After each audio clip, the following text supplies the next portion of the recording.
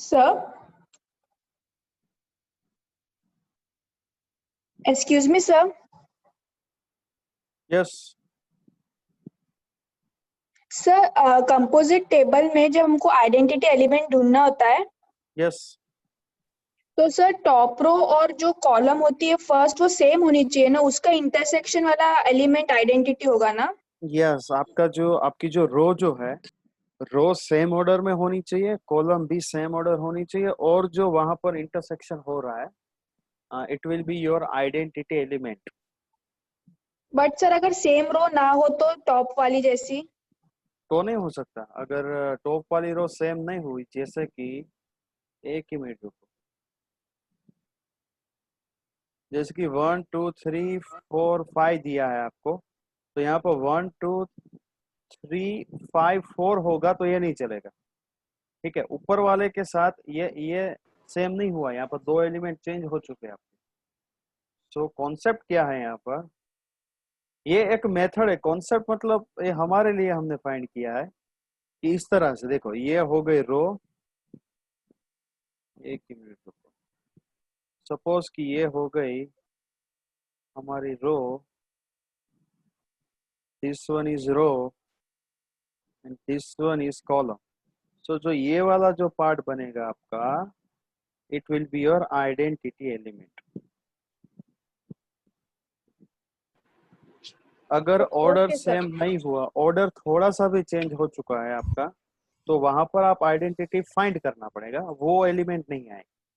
और जो ट्यूटोरियल में जो 6 क्वेश्चन जो था, उसके सब ग्रुप में थोड़ा सा प्रॉब्लम है वहां पर, तो सिर्फ वहां पर ग्रुप फाइंड करना, वहां पर थोड़ी सी एरर है, मैंने चेक किया है, वहां पर सब ग्रुप फाइंड करने में थोड़ी सी एरर आ रही, क्योंकि वो फॉर्मूला बना के बाद में फाइंड कर, सिर्फ ग्रुप तक करो। एंड जो नया ट्यूटोरियल आपको दिया है उसमें आपका पूरा का पूरा साइक्लिक भी कवर हो जाएगा, क्योंकि बैच बी और सी में मैं एक्चुअली ट्यूटोरियल मेरा होता नहीं है तो मैं बता नहीं सकता, लेकिन बैच बी एंड सी जो है वो ऑलरेडी आप सर आपको ट्यूटोरियल दे देंगे, तो वहां पर आप देख सकते हो, वहां पर पूरा का पूरा जो है सारे के सारे क्वेश्चंस वहां पर रखे हैं, साइक्लिक भी रखा है, उसके बाद परमुटेशंस वाले भी है, और 10 क्वेश्चंस ही दिए आपको, क्योंकि मोस्ट ऑफली जो है आपके पीपीटी में ही कवर हो जा रहे हैं, तो वो भी पीपीटी भी रिवाइज करना एंड उसके अकॉर्डिंग ट्यूटोरियल सॉल्व करना। ठीक है, ओके सर। बट सर अगर वो इंटरसेक्शन, आपने कहा कि अगर वो इंटरसेक्शन वाली रोज और कॉलम नहीं मिली तो एलिमेंट होगा ही नहीं ना आइडेंटिटी। आइडेंट हो भी सकता है, तो सर उसके 99% तो नहीं होगा, 99% तो नहीं होगा, लेकिन इन केस अगर कोई मॉड्यूलो वाला केस हो गया या फिर कोई दूसरा केस आए तो हमें चेक करना पड़ेगा। और आइडेंटिटी एलिमेंट क्या है बेसिकली, कि आपके नंबर के साथ अगर आपने इनवर्स का ऑपरेशन यूज किया, जैसे कि मैंने ए के साथ, ये कोई बाइनरी ऑपरेशन समझ लो, ठीक है, ए के साथ मैंने ए इनवर्स किया, ए के साथ मैंने ए इनवर्स किया, तो रिजल्ट मुझे क्या मिलना चाहिए, आइडेंटिटी एलिमेंट। सो आइडेंटिटी एलिमेंट आपके वहां पर मिलेगा जहां पर आप इनवर्स के साथ करोगे। कई के बार क्या होगा, 2 का इनवर्स 4 भी होगा, 3 का इनवर्स 2 भी हो सकता, 3 का इनवर्स जैसे 1 हो गया। सो आप टेबल के अंदर, ये वाली हो गई रो, दिस वन इज कॉलम, इन दोनों का अगर आप इंटरसेक्शन करोगे फिर भी आपको क्या मिलेगा, आइडेंटिटी। ये थर्ड रो और ये समझ लो फर्स्ट कॉलम। सो यहाँ पर अगर आइडेंटिटी आए तो ये हो जाएगा आपका ये अगर यहाँ पर आइडेंटिटी एलिमेंट मिल रहा है तो 1 जो है वो 3 का हो जाएगा inverse, inverse of the element. So inverse and identity एक दूसरे के रेसिप्रोकल जैसा हो गया, जैसे इंटीग्रेशन एंड डेरिवेटिव उस तरह का कॉन्सेप्ट है यहाँ पर। अगर नहीं आ रहा तो आप मुझे ईमेल कर देना, मैं आपको बता दूंगा कि उस केस में किस तरह से होगा। Okay sir, thank you sir. Okay, 11:09 हो चुके, ठीक है चलो। देखो लास्ट टाइम हमने टेबल्स यहाँ पर डिस्कस किए थे कि ट्रुथ टेबल यहाँ तक हुआ था, ये भी हो चुका है पूरा का पूरे के पूरे रूल्स। अभी यहाँ पर देखो अभी भी बोल रहा हूँ कि ये थियोरेटिकली आपको प्रूव करना है। ये जो है शो दैट, अगर आपको इस तरह बोला जाए कि show that function and second function are logical equivalent, और इस तरह से दिया जाए यूजिंग ट्रूथ टेबल, तो आपको ये मेथड यूज करनी है।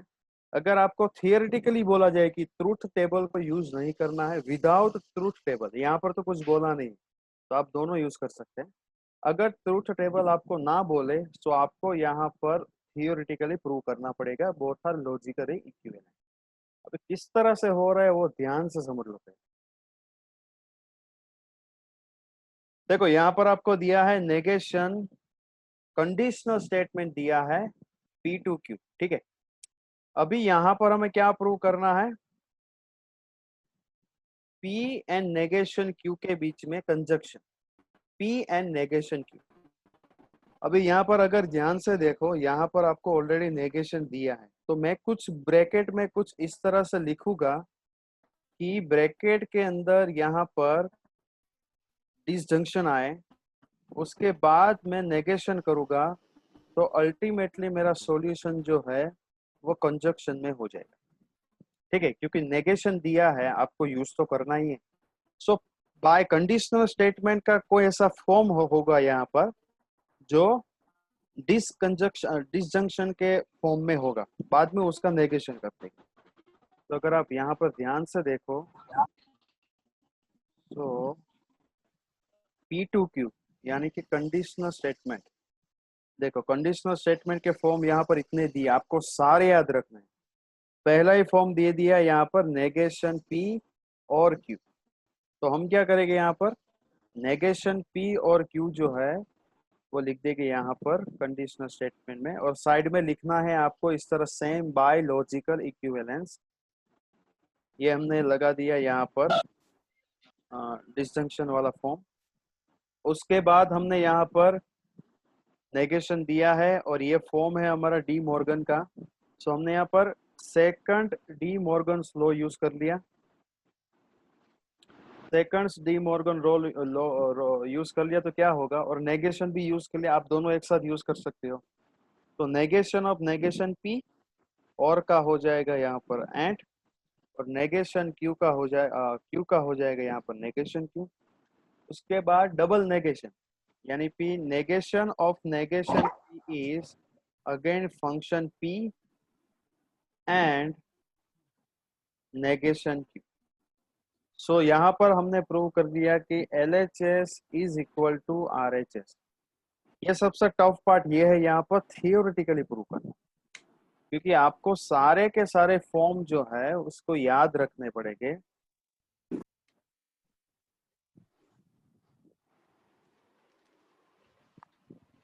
आपको सारे के सारे फॉर्म्स जो है उसको याद करके उसको सोल्व करना पड़ेगा। सो कंडीशनल स्टेटमेंट हो, उसके बाद यहाँ पर बाय कंडीशनल स्टेटमेंट हो, जितने भी फॉर्म है आपको 1 मिनट वो आपको याद रखना है।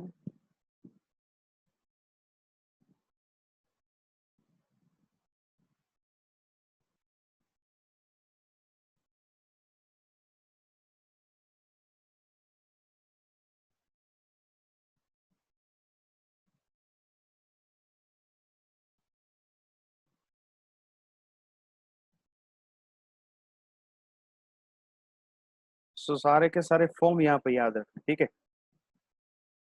उसके बाद हो गया, ये मैं डायरेक्ट जल्दी से करवा देता हूँ आपको। देखो ट्रूथ टेबल से ही इजी पड़ेगा, लेकिन क्वेश्चन इस तरह से आएगा सही एग्जाम। ये देखो यहाँ पर दिया है नेगेशन P और negation P and Q and negation P and negation Q both are logically equivalent by developing a series of logical equivalence. So यहाँ पर हमें एक्चुअली थियोरेटिकल प्रूव करना है, ये यहाँ पर बताया। लास्ट में हमें क्या प्रूव करना है, लास्ट में हमें प्रूव करना है यहाँ पर कंजक्शन फंक्शन, और यहाँ पर दिया है हमें डिसजंक्शन, और उसके बाहर दिया है हमें नेगेशन। तो पहले इस तरह से सोल्व करना शुरू करो। चलो नेगेशन दिया है और यहाँ पर हमें क्या फाइंड करना है, नेगेशन P एंड। सो हम एक काम कर लेते हैं, पहले हम नेगेशन लगा देते हैं तो लेफ्ट साइड वाला पार्ट ऑलरेडी हो जाएगा। सो हमें ये पता है कि राइट साइड हमें प्रूव क्या करना है, तो हमने पहले यहाँ पर नेगेशन का यूज कर लिया और ये जो फॉर्म दिया है ये फॉर्म दिया है हमें मॉर्गन्स लॉ का। सो हमने यहाँ पर लिख लिया सेकंड डी मॉर्गन लॉ। ये आप लॉ पढ़ोगे तो आपको क्लियर हो ही जाएगा कि डी मॉर्गन्स लॉ कितने हैं। तो हमने यहाँ पर नेगेशन पी और का हो गया यहाँ पर एंड, बाहर आ जाएगा negation, negation P and negation Q. चलो एक स्टेप यहाँ पर अभी क्लियर हुआ।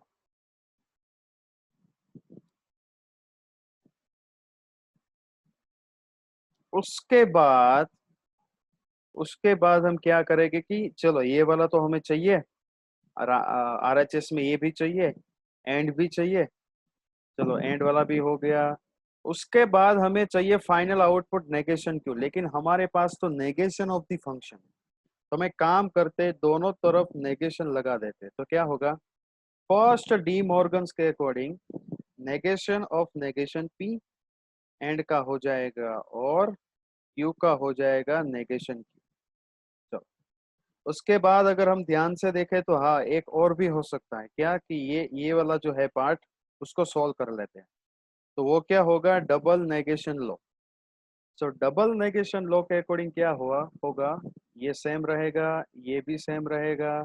Negation of negation P is P और बाकी का एज इट इज। चलो यहाँ तक हो गया। अब जब हमारे पास एक साइड एंड दिया है एक साइड और दिया है तो जाहिर सी बात है यहाँ पर हम डिस्ट्रीब्यूटिव लॉ यूज कर सकते हैं। तो हमने लगा दिया पहले ये वाला लो, नेगेशन पी एंड पी। चलो ये हो गया, और negation P and negation Q, negation P and negation Q, बहुत इजी सिंपल डिस्ट्रीब्यूशन लो। चलो यहाँ तक हुआ। अब यहाँ पर थोड़ा देखने की जरूरत है कि नेगेशन पी एंड पी, यानी कि नेगेशन पी जो है वो पी से पूरा अलग ही होगा, टी का एफ होगा, एफ का टी होगा। तो अगर आप एंड ऑपरेटर यूज कर रहे हो, कंजक्शन ऑपरेटर यूज कर रहे हो, तो उसका रूल क्या था, अगर दोनों सही तभी सही, अदरवाइज गलत। लेकिन यहाँ पर ऐसा कोई फॉर्म आएगा ही नहीं, क्योंकि जो पी है वो नेगेशन पी तो उससे उल्टा ही होने वाला है, तो दोनों का सॉल्यूशन हो जाएगा फॉल्स, दोनों का सॉल्यूशन हो जाएगा यहाँ पर फॉल्स। उसके बाद ये रहा सेम एज इट इज, और यहाँ पर हमने लिख लिया कि negation P and P equivalent to false होगा। अब ये ट्रुथ टेबल सर से भी आप ज्वाइन नहीं कर पा रहा है व्हाट सर। यस मीटिंग अलग करो ना, 46 नेटवर्क इश्यू से बाहर निकल गया है। एक ही मिनट, ठीक है चलो एक ही मिनट में करता हूँ।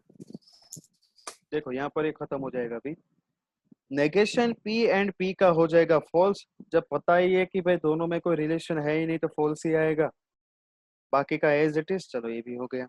अभी हमने यूज कर लिया यहाँ पर कॉम्यूटेटिव लॉ। हर बार याद रखो, जब भी यहाँ पर सिर्फ टी आए या जब भी सिर्फ यहाँ पर एफ आए, तो ये वाला पार्ट जो है उसको राइट साइड लिखने की कोशिश करो। अल्टीमेटली क्या हो जाएगा, राइट साइड, यानी कि कॉम्यूटेटिव लॉ। कॉम्यूटेटिव लॉ जो है वो हमने यूज कर दिया। और जाहिर सी बात है कि अगर आपके पास फंक्शन है उसका आप डिसजंक्शन एफ के साथ लोगे, उसका अगर आप डिसजंक्शन एफ के साथ लोगे तो वो अल्टीमेटली है यहाँ पर आइडेंटिटी एलिमेंट है। मैं ये वाला जो है आपको दिखा देता हूँ अभी, और आपने जो स्क्रीनशॉट खींचे उसमें भी है, ये यहाँ पर रिप्रेजेंट कर रहा है आइडेंटिटी, यानी कि फंक्शन का फॉल्स, यानी कि सारे एफ के साथ डिसजंक्शन करोगे तो वो वही देगा आपको। सो लास्ट में जो हमें प्रूव करना था वो आ गया, ये तो हमने पहले ही स्टेप में कर दिया था। नेगेशन क्यू फाइंड करने में हमें इतने स्टेप रखे। फिर से बता दे रहा हूँ, जब भी ये प्रूव करो तो पहले देख लो हमें हमारे पास कौन कौन से डेटाज है, क्योंकि ये प्रूव आप 25 से 30 लॉज जो है उसको याद रखोगे, फिर भी अगर ये एग्जाम्पल नहीं होगा तो प्रॉब्लम हो सकता है आपको, क्योंकि आपको सारे के सारे याद रखना है और उसके बाद ये उसको लॉजिकली सॉल्व करो आप।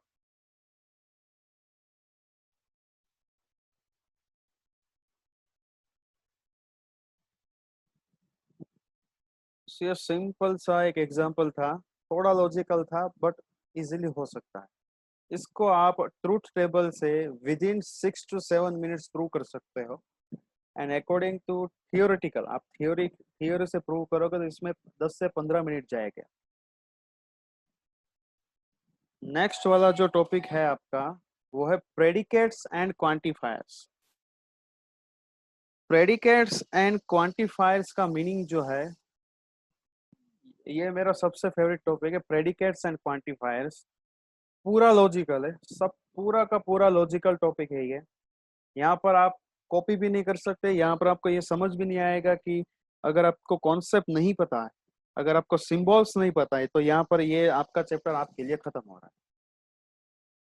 क्योंकि यहाँ पर दिखा देता हूँ आपको कि यहाँ पर यूनिवर्सल क्वांटिफायर ये यूज होगा। तो प्रेडिकेट क्या है? सो प्रेडिकेट यानी कि आपको एक स्टेटमेंट दिया है, x इज ग्रेटर देन 3। अब जो x जो है वो यहाँ पर मेंशन होगा हमारा वेरिएबल, और ये बाकी का जो पार्ट जो है, कंडीशन जो दी है इज ग्रेटर देन 3, वो यहाँ पर रिफर होगा हमारा प्रेडिकेट। ये यहाँ पर रिफर होगा प्रेडिकेट यानी कि कंडीशन। इसको कंडीशन हमारे टर्म में बोल सकते हैं कि एक कंडीशन। अभी हमें ये प्रूव करना होगा कि प्रेडिकेट सही है या गलत। और प्रेडिकेट जो है वो डिफाइन होता है p ऑफ x से, यानी कि जो भी वेरिएबल है p of x, p of y variable पे डिपेंड होता है। सो उसकी ट्रूथ वैल्यूज क्या है? चलो ये हमें पता चला कि ये हमारे पास प्रेडिकेट जो है वो एक हमारे पास एक कंडीशन है। अभी ध्यान से यहाँ पर देखना है कि let p of x denote the statement. अभी p क्या हो गया? यहाँ पर p हो गया हमारा प्रेडिकेट फॉर वेरिएबल x। इस तरह पढ़ना है, p हो गया हमारा प्रेडिकेट यानी कंडीशन फॉर वेरिएबल x। यहाँ पर दिया है x greater than 3। Let me right x greater than 3, और हमें बोला है कि फाइंड द ट्रूथ वैल्यूज। आपको ट्रूथ वैल्यूज फाइंड करना है for p of 4 and p of 2। अगर आप 4 यहाँ पर रखोगे तो ठीक है, p ऑफ 4 के लिए क्या होगा? 4 ग्रेटर देन 3, यानी कि आपकी वैल्यूज जो है वो क्या है? यहाँ पर p ऑफ 4 इज ट्रू, लेकिन यहाँ पर मैंने लिख दिया 2 ग्रेटर देन 3। अगर मैंने यहाँ पर लिखा 2 ग्रेटर देन 3 तो ये पॉसिबल ही नहीं है। सो p ऑफ 2 यानी कि प्रेडिकेट ऑफ 2 जो है यहाँ पर हो जाएगा गलत। तो इसी तरह आपको ट्रूथ वैल्यूज फाइंड करनी है। x की वैल्यूज आपको दी जाएगी, कंडीशन को चेक करो, कंडीशन अगर सेटिस्फाइड हो रही है देन ट्रू, अगर सेटिस्फाइड नहीं हो रही so you have to write your truth value is false। ये अभी सिर्फ हम देख रहे हैं कि यहाँ पर किस तरह फाइंड होगा, उसके बाद अपडेट बाद में देखेंगे। यहाँ पर दिया है a ऑफ x, अभी यहाँ पर प्रेडिकेट दिया है a, फॉर वेरिएबल दिया है आपको x। चलो स्टेटमेंट पढ़ लेते हैं पहले। कंप्यूटर x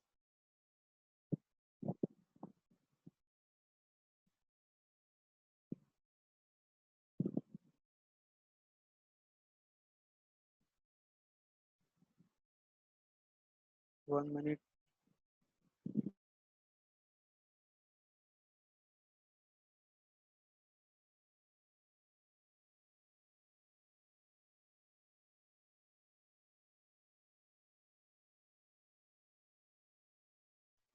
कैपिटल AX दिया है आपको कि computer X is under attack by an intruder, यानी कि कोई हैकर बोल दो आप, ठीक है। इंट्रूडर यानी कि कोई हैकर जैसा बोल दो कि computer X is under attack by an intruder.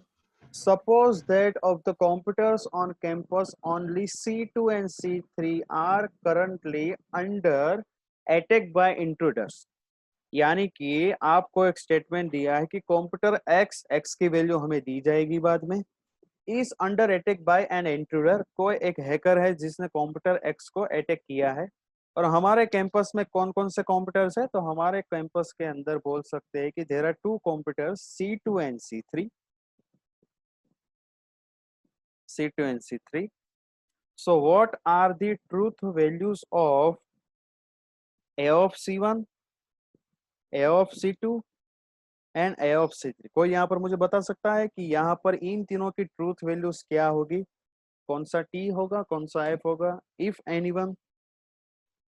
anyone would like to share, बता सकता ट्रू है फॉल्स क्या? False false true true false true. हाँ, फॉल्स ट्रू ट्रू होगा, ट्रू फॉल्स फॉल्स नहीं होगा। देखो C1 तो दिया ही नहीं, पहले अगर आप डेटा चेक करो, इसके अंदर क्या होगा, आपको डेटा चेक करना पड़ेगा। यहाँ पर डेटा दिया, C1 का तो डेटा ही नहीं है, तो ये फॉल्स हो गया। हाँ, C2 का डेटा दिया है, तो ये ट्रू होगा और ये भी होगा ट्रू। देख लेते हैं इसका सॉल्यूशन।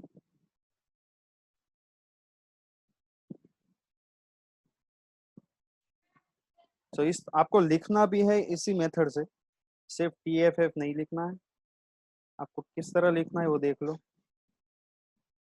कि we obtained the statement, solution पढ़ो। We obtained the statement A of C1 by setting X is equal to C1. In the statement, computer X is under attack by the intruder because C1 is not on the list of the computers currently under attack. So we conclude that because C1 is not a part of our campus, so A of C1 is false. Similarly, C2 and C3 both are list of the computers under attack by the intruder.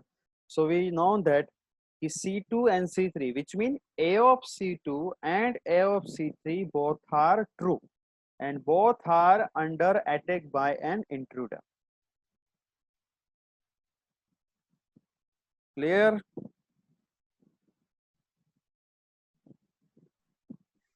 ये वाला example discuss करें, बहुत अच्छा example है।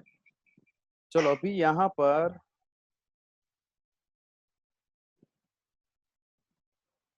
Okay, सो यहाँ पर actually क्या दिया है, दो वेरिएबल्स दिए। We can also have a statement that involve more than one variable. For example, like x is equal to y plus 3. So we can denote that statement. अभी यहाँ पर आपका प्रेडिकेट क्या होगा, q के लिए फाइंड कर रहे हैं, तो q हो जाएगा प्रेडिकेट और वेरिएबल कौन से दिए हैं, x and y. So bracket में आपको लिखना पड़ेगा x, y, where x and y are variables and q is predicate. चलो अभी नीचे जो एग्जांपल दिया है उसकी ट्रूथ वैल्यूज मुझे बताओ, अगर कोई जो मैं समझा देता हूँ questions. Q of xy denote the statement x is equal to y plus 3. What are the truth values of the propositions Q of 1 2? तो पहले आपको ये बताना पड़ेगा कि Q of 1 2 क्या है, उसके बाद Q of 3 0। चलो Q of 1 2 की वैल्यू एंड Q of 3 0 की वैल्यू कोई बता सकता है मुझे? False true. जाहिर सी बात है कि यहाँ पर क्या दिया है, x दिया है 1 इज इक्वल टू y दिया है 2 plus 3। अब ये तो पॉसिबल ही नहीं है। चलो दूसरी चेक करते हैं, x दिया है 3 इज इक्वल टू y दिया है 0 plus 3। सो ये पॉसिबल है। सो अल्टीमेटली हुआ क्या, this one is false and this one is true. ठीक है, इसी तरह आपको सॉल्यूशन जो है वो फाइंड करना है। आपको प्रेडिकेट दिए जाएंगे, बस आपको ये देखना है कि कौन कौन से ट्रू हो गए, कौन कौन से फॉल्स, लेकिन लिखना किस तरीके से वो भी एक मेथड है यहाँ पर। So if you want to find Q of 1 2, then simple put the 1 and 2, your solution is false, and the statement Q of 3 0 is the proposition 3 is equal to 0 plus 3, which is true. सो अब तक हमने क्या देखा, बस ये अब तक जो सीखा है उसको मत भूलो, कि हमने ये देखा कि अगर प्रेडिकेट हमें दिया है, हमें कंडीशंस दी है, तो ट्रूथ वैल्यूज के लिए हमें वो कंडीशन को सेटिस्फाइड करेगा कि नहीं करेगा वो चेक करना है। If satisfied then our solution is true and if not then false. अभी उसका अपडेट वर्जन आ रहा है, क्योंकि अब यहाँ पर आपको सेट पे फोकस करना है, ना कि नंबर्स पे। सो दिस ये ऑलरेडी 50% सब लोगों को पता है कि किस तरह करना है, लेकिन मेथड्स जो है वो देख लो। यूनिवर्सल क्वांटिफायर, यूनिवर्सल यानी कि पूरा का पूरा, ठीक है, नाम में ही आपको दिया है यूनिवर्सल।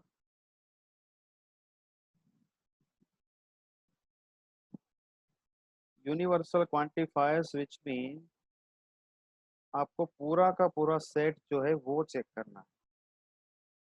सेट की हर एक वैल्यू, आप बोल सकते हो कि सेट की हर एक वैल्यूज जो है उसके बारे में। So universal quantifiers or quantification of P of X is the statement P of X for all values. Universal यानी कि all values of X in the domain. उसका नोटेशन है for all X P of X, यानी कि P of X के हर एक X, उसको बोलेगे हम for all X into P of X, और you can say for every X into P of X. अभी सिर्फ आपको समझना है कि क्या है वो। अगर मैं ये बोलूं एग्जाम्पल के तौर पे कि कैपिटल एन के अंदर जितने भी एक्स है वो सारे 1 से शुरू हो गए और इनफाइनाइट तक जाएंगे, उस तरह के कंडीशंस कि भाई कैपिटल एन दिया है, कैपिटल जेड दिया है, सो सारी की सारी वैल्यूज, अगर मैं ये बोलूं कि कैपिटल एन में सारी की सारी वैल्यूज जो है वो इंटीजर होगी, सो फॉर ऑल यानी कि every x in capital N, so यहां पर यूज होगा यूनिवर्सल क्वांटिफायर। अगर मेरे कोई वैल्यू यहाँ पर फॉल्स हो रही है कोई एक के लिए भी, सो उसे बोलेंगे काउंटर एग्जाम्पल। वो मैं एग्जाम्पल में आपको समझा दूंगा कि काउंटर एग्जाम्पल किस तरह से होगा। चलो, और दूसरा है एग्जिस्टेंशियल क्वांटिफायर, यानी कि हम जो वर्ड यूज करते हैं देयर एग्जिस्ट, यानी कि there exist an element x in a domain such that और predicate is P of x, जो है वो ट्रू होगा। यानी कि अगर मैं ये बोलूं कि सेट Z के अंदर सेट ऑफ इंटीजर जो है उसके अंदर नेगेटिव इंटीजर भी होगा, अगर मैं कोई एक नेगेटिव 1 भी दिखा दूं फिर भी मेरा काम यहाँ पर हो जाएगा। यूनिवर्सल क्वांटिफायर यानी कि आपको हर एक के लिए चेक करना है। मेरी बात ध्यान से सुनो, यूनिवर्सल क्वांटिफायर यानी कि आपको जो कंडीशन दी है वो सब के लिए चेक करना है। और देयर एग्जिस्ट यानी कि एग्जिस्टेंशियल क्वांटिफायर, यानी कि अगर आप कोई एक के लिए भी दिखा दोगे तो भी आपका काम यहाँ पर हो जाएगा। ये आप एग्जाम्पल से ही समझ पाओगे। तो यहाँ पर एक टेबल यहाँ पर ड्रॉ किया है ताकि आप थोड़ा थोड़ा जान सको कि ट्रू कब होगा, फॉल्स कब होगा। अब जो मैं यहाँ पर आपको मेथड बता रहा हूँ उस मेथड से याद करना, दोनों याद मत रखना। ध्यान से देख लो कि फॉर ऑल यूनिवर्सल क्वांटिफायर कब ट्रू होगा। यूनिवर्सल क्वांटिफायर जो है पी ऑफ एक्स के लिए कब ट्रू होगा, जब फॉर एवरी एक्स आपका सॉल्यूशन आएगा ट्रू। और एग्जिस्टेंशियल क्वांटिफायर कब ट्रू होगा, जब देयर इज एन एक्स, यानी कि कोई एक्स के लिए भी अगर हमने प्रूव कर दिया सो हमारा सॉल्यूशन ट्रू। देयर एग्जिस्ट यानी कि there exist some element. Okay, यहाँ पर उसको समझने की कोशिश करिएगा कि देयर एग्जिस्ट, यानी कि इस सिंबल का मीनिंग ही है देयर एग्जिस्ट। ये जो उल्टा ई दिया है उसका मीनिंग ही है देयर एग्जिस्ट, यानी कि अगर कोई एक वैल्यू के लिए भी मेरा सॉल्यूशन सही है तो मेरा सॉल्यूशन सही ही होगा। और फॉर ऑल यानी कि यूनिवर्सल के लिए अगर मेरी वैल्यू सभी के लिए सही है, ध्यान से सुनिएगा, मेरी वैल्यू या मेरा फंक्शन या मेरी कंडीशन, अगर मेरी कंडीशन सभी के लिए सही है वो, बट कोई एक वैल्यू के लिए गलत है, कोई एक वैल्यू के लिए गलत यानी कि पूरा गलत, और कोई एक वैल्यू के लिए सही तो पूरा सही। ये फॉल्स याद रखने की जरूरत नहीं है, सिर्फ ट्रू को याद रखो, फॉल्स अपने आप हो जाएगा। और सिंबल्स जो दिए हैं उसके अंदर ही उसका मीनिंग भी है। तो और एक्चुअली प्रॉब्लम यहाँ पर क्या होता है कि एग्जाम के अंदर जो है स्टूडेंट क्या करते हैं कि पहले फॉर ऑल याद रखेंगे, इसका ट्रू याद रखेंगे, इसका फॉल्स भी याद रखेंगे, ये कुछ करने की जरूरत नहीं, फॉर ऑल का ट्रू याद रखो, सो देयर एग्जिस्ट का ट्रू भी याद रह जाएगा। अगर देयर एग्जिस्ट का ट्रू याद है तो एफ याद रखने की जरूरत ही नहीं है। अगर इन दोनों के ट्रू भी आपने याद रख लिया तो भी फॉल्स आपका याद अल्टीमेटली रह ही जाएगा। अब एग्जाम्पल से समझते हैं कि देयर एग्जिस्ट क्या है, फॉर ऑल क्या है। ये तो सारे के सारे हो गए नोटेशंस। अब थोड़ा एग्जाम्पल पे फोकस करें, क्योंकि एग्जाम्पल पे फोकस करने से ही हमें उसका मीनिंग अच्छी तरह से समझ आएगा। अभी ध्यान से समझने की कोशिश करिएगा कि पी ऑफ एक्स दिया है यहाँ पर x plus 1 greater than x. What is the truth value of the quantification for all x p of x where the domain consists all the real number? यानी कि यहाँ पर हमें दिया गया है, सेट दिया है for all real number.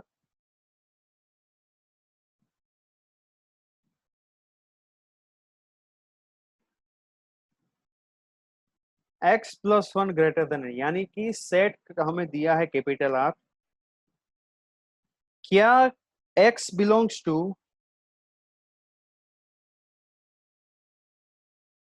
r के लिए, अगर आपने x की वैल्यू r में से ली तो क्या x plus 1 greater than x हर बार ट्रू होगा कि फॉल्स होगा? कोई बता सकता है मुझे?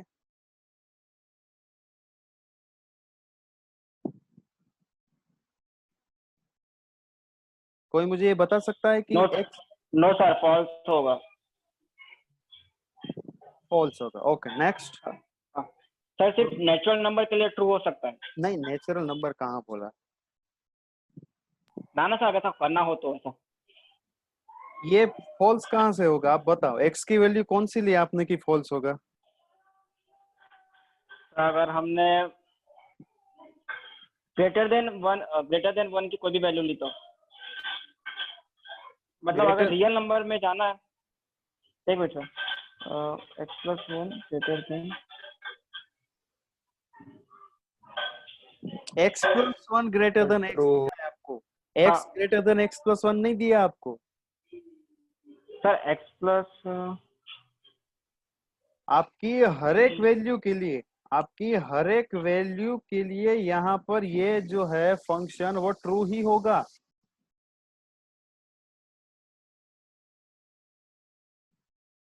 क्यों ट्रू होगा? क्योंकि यहाँ पर आप ध्यान से देखो, यहाँ पर x दिया है और प्लस 1 दिया है। तो x अगर मैंने 1 लिया सपोज की, तो 1 प्लस 1 क्या होगा? ग्रेटर देन 1 होगा। अगर मैंने -1 लिया तो क्या होगा? -1 प्लस 1 ग्रेटर देन क्या होगा? -1 होगा। ये एक्चुअली 0 हो रहा है ना, तो 0 तो -1 से बड़ा ही है। Yes sir, yes sir, yes sir, yes sir, तो यहाँ होगा पर सर। ये देखो, जल्दबाजी मत करो। पहले तो नहीं, आपने सॉल्यूशन दिया वो अच्छा सोचा, वो भी अच्छी बात है। एग्जाम में जल्दबाजी मत करना। कहने का मतलब ये है कि ये थोड़ा टॉपिक ही उस तरह से लॉजिकल, इसलिए मैंने पहले बोला था कि यहाँ पर आपकी वैल्यू जो है, your P of x is true for the real number x. आपकी हर एक वैल्यू के लिए, आपकी हर एक वैल्यू के लिए x plus 1 greater than x ही होगा। यानी कि फॉर ऑल x, यानी कि for all x P of x is true. समझ आया? For all x P of x is true. अगर आपने कोई एक वैल्यू भी यहाँ पर दिखा दी जिसके लिए कंडीशन सेटिस्फाइड नहीं हो रही, तो आपका सॉल्यूशन यहाँ पर फॉल्स होगा। एग्जाम्पल नंबर 2 समझो। This one is example number 2। q of x with the statement x less than 2, which is the truth value, what is the truth value of the quantification for all x q of x where the domain consists all the real number?